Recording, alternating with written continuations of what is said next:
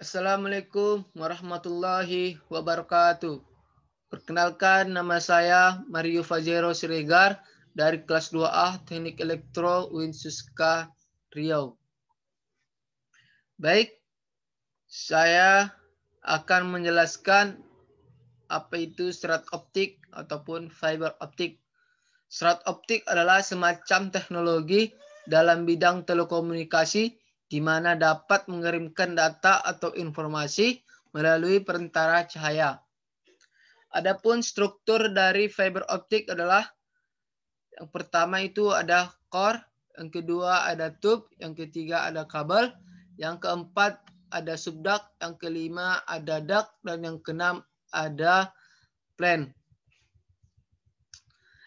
Core adalah inti komunikasi daripada fiber optik, di mana di core ini adalah tempatnya cahaya untuk mengirimkan data atau informasi. Core ini terbuat dari dua macam, ada yang terbuat dari kaca dan ada yang terbuat dari besi.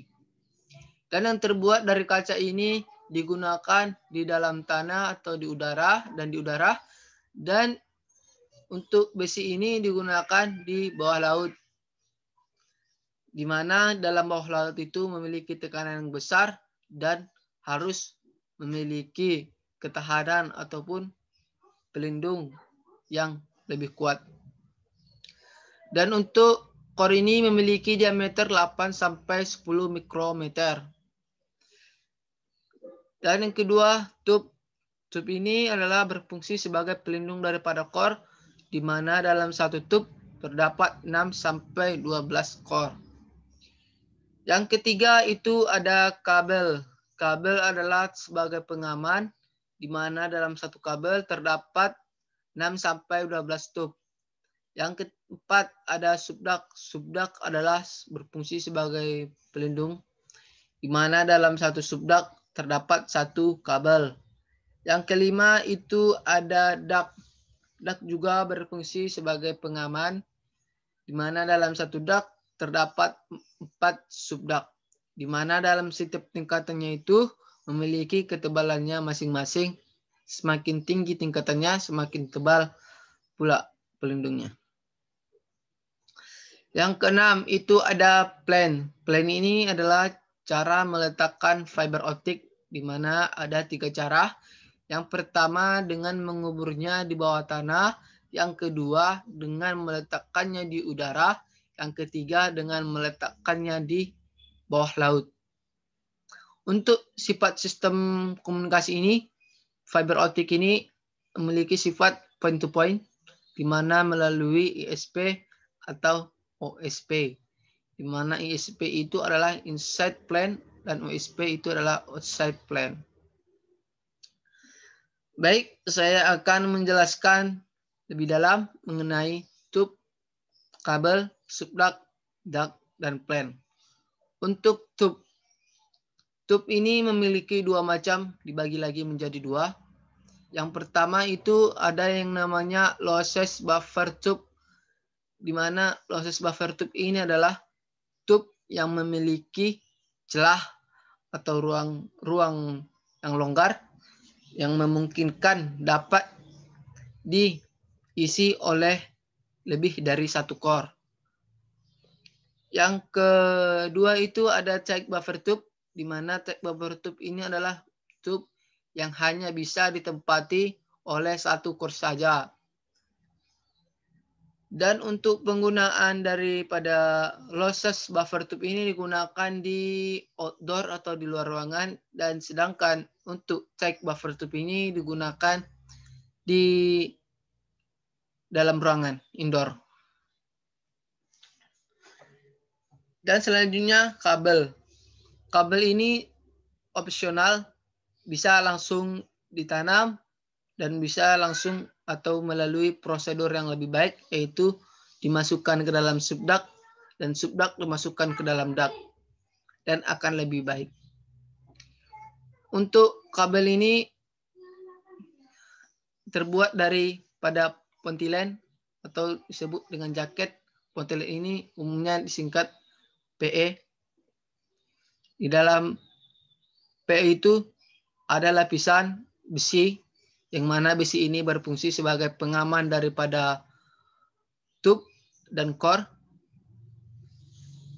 Dan untuk dalam bawah laut itu memiliki pengaman yang berbeda, di mana dalam bawah laut itu memiliki tekanan besar, dan maka dari itu membutuhkan pengaman yang lebih kuat, beda dibandingkan di bawah tanah dan diletakkan di udara. Dan untuk subdak juga berfungsi sebagai pengaman ataupun pelindung daripada core. Ini opsional, bisa langsung ditanam tanpa melalui dimasukkan dalam dak, dan akan lebih baik jika dimasukkan ke dalam dak. Subdak ini memiliki diameter 40 mm, di mana memiliki warna yang berbeda dan juga corak yang berbeda. Di mana perbedaan warna itu adalah ada maksudnya, setiap warna beda kepemilikannya atau kepunyaannya. Warna merah beda kepemilikannya, warna kuning beda pula kepemilikannya. Dan untuk diameter yang digunakan di Indonesia itu yang sering digunakan adalah ukuran 32 x 26 dan 40 x 33. Dan untuk panjang pipanya itu yang sering digunakan adalah 200 sampai 500 meter. Dan untuk dak itu adalah pipa yang besar yang mana berdiameter 4 inci yang dimasukkan ke dalam subdak, yang gunanya untuk melindungi core.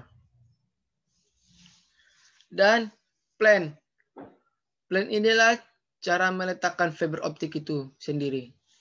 Caranya itu ada 3 tadi. Yang pertama dengan menguburnya di bawah tanah, yang kedua dengan meletakkannya di udara, yang ketiga dengan meletakkannya di bawah tanah.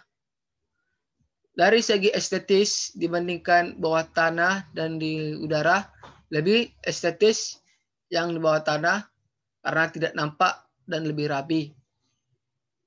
Dan sedangkan di udara memiliki kelemahannya, di mana sewaktu-waktu yang di udara itu bisa dijatuhi pepohonan atau ranting-ranting yang mengakibatkan kabelnya itu kendor dan mengakibatkan bahaya ke bawah atau orang-orang yang ada di sekitarnya.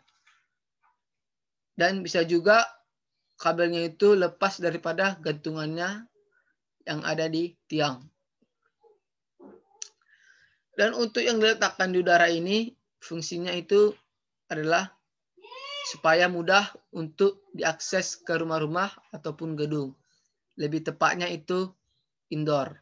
Dan untuk yang di bawah tanah dan di bawah laut itu, lebih tepatnya itu digunakan di outdoor. Untuk di bawah tanah itu dan untuk di bawah laut itu memiliki perbedaan pengamannya masing-masing. Di mana dalam bawah laut itu memiliki pengaman yang lebih kuat dibandingkan bawah tanah, karena di bawah laut itu memiliki tekanan yang besar. Dan di bawah laut ini pula itu memiliki sistem di mana jika suatu kabelnya itu putus, maka landing stationnya itu akan berfungsi, akan men-stop down-kan arus listrik ataupun di stop arus listrik untuk mengalir ke daerah ke satunya lagi, supaya ekosistem di bawah laut itu tidak rusak ataupun ikan-ikan yang di bawah laut itu tidak mati karena sengatan arus listrik tersebut. Nah, begitulah kira-kira pengertian seputar serat optik dan ringkasan sekitar serat optik ini. Saya akhiri. Assalamualaikum warahmatullahi wabarakatuh.